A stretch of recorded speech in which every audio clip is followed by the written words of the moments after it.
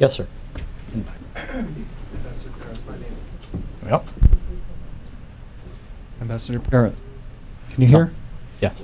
My name is Albert Nikimkin. I wonder if you have any recommendations to the new administration in the area of public diplomacy, and especially for the purpose of rolling back this heavy anti-Americanism that's been affecting the Turkish public. Well, I mean, based on what we've seen in the last 100 days, I don't think these guys need any lessons in public diplomacy from me, or maybe anybody. They're good at it. They're very good at it. And I haven't seen any recent polls, but I know that there was already a bounce after November in terms of perceptions of America as opposed to perceptions of George Bush. And I would guess that after the visit, the numbers are, significantly better than they were a year ago. And so long as the two sides can build on the start that they've made, I would expect that that would continue. As I said a second ago, popular opinion responds to success. But success isn't something that's abstract. Success is, being able to do something about the PKK when they're killing Turks. Success is getting pipelines built. Success is making Turkey an energy hub in a way that's responsible and meets the needs of Europe and the broader West and its neighbors. So I think the best guarantee that this doesn't slip backward is for the substance to move forward in a way that that reflects the start that's been made. We have one question here and then one over there.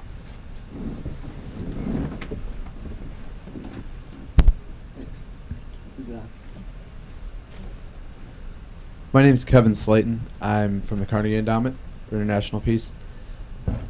Do the United States and Turkey share a similar interest in the issue in Israel and Palestine? And specifically, I mean, do they share the same outcome?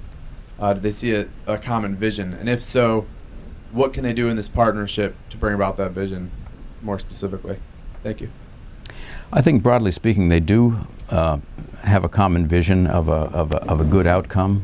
I mean, it's impossible for Turkey to get wrapped into the question of whether Israel's a Jewish state, because they recognized it in 1948 and they've had diplomatic relations with it ever since, and as best I can tell, it's not an issue for them. So you can put that aside, and that appears to be at the moment one of the principal questions on the agenda between Israel and the Palestinians. In terms of a general and a lasting peace, I think that we're on exactly the same page. Turkey is maybe the only country in the world that has had the experience that we did of trying to broker Israelis and Syrians on some of those tough issues. I think that they've probably learned from it many of the lessons that we did in terms of the intrinsic difficulty of doing that, and some of the in terms of the intractability of some of the problems. So there will be differences in terms of tactics, I'm sure. We, America, the Obama administration, generally speaking, I think remains skeptical about the notion that Hamas has a contribution to make to an Israeli-Palestinian dialogue, either as a member of the government, unless it changes certain of its positions, or in any other capacity until it changes many of its practices. Turkey has a different view, and they're not ashamed of it, and they believe that it's added value at certain points. And reasonable people, it seems to me, can disagree over that kind of thing without being different in where they want to see the process come out. And I think both can exist together. There were periods during the discussions in January to establish a ceasefire when Turkey's ability to talk to Hamas was clearly an important factor in getting to yes on that. I can envision situations like that cropping up again. I hope not in quite such violent terms. But creative diplomacy can sometimes take advantage of these kinds of situations, even if they're not right for you in terms of your comfort level. So I think the answer to your question is, by and large, yes, we do share the same objectives, and And the fact that George Mitchell has been there twice suggests that he views what Turkey has to offer as added value as well. He wouldn't waste his time otherwise. Thank you. The gentleman from the next room. Hello. Hi. Dear Ambassador, this is Ermal Ipe, a graduate student at the University of Maryland. And my question was, well, a twofold question. There have been a few lines of tension in the Turkish political playground for the past, I don't know how many decades, but notably for the last 2 decades, that has been between the secular establishment and this emerging, economically prosperous Anatolian middle class, whose aspirations have been arguably up to now best represented by the AK party. And a few flare-ups have happened in the past decade or so.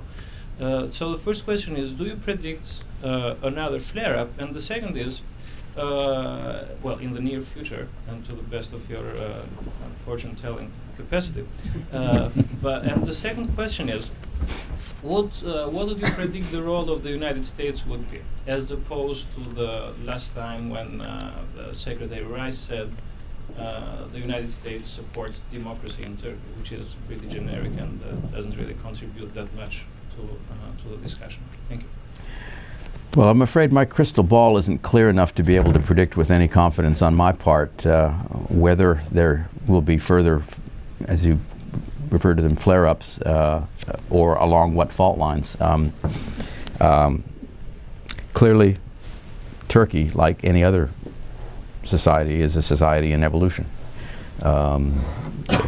If foreign policy is not a constant, no society is static. So, you know, the changes have occurred, and Turkey's political system has evolved already, I think, in important ways to deal with the changes that have taken place in the last couple of decades, and presumably will continue to do so.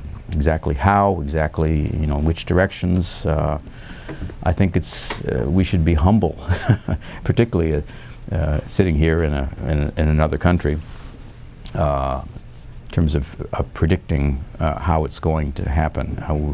Under the best of circumstances, that's difficult work. So we will have to see. In terms of the extent to which Turkey's internal developments will become a subject on which the United States takes an interest and expresses a view. Again, I don't know the answer to the question in terms of what the administration will do. It obviously depends upon the circumstances. But as a general rule, democratic administrations in our country have been often more willing than their Republican counterparts to address internal developments where they involve human rights, where they involve freedom of expression issues, where they involve deviations from the rule of law. So if you look at this from a historical perspective, it is conceivable, again, depending upon what happens in Turkey, that you would find that this administration would be more inclined than others in its annual human rights report and in other ways to address these kinds of events should they occur and as they occur. You know, it doesn't mean that they've come into office on a witch hunt or looking for trouble, but it may be that as Democrats they will be more inclined than under the last administration if there is an event that poses a challenge to the notion of Turkey as a successful functioning democracy. They might very well feel more inclined to comment than the predecessors had. Ambassador Pearson, thank you so much, as always, for your insights.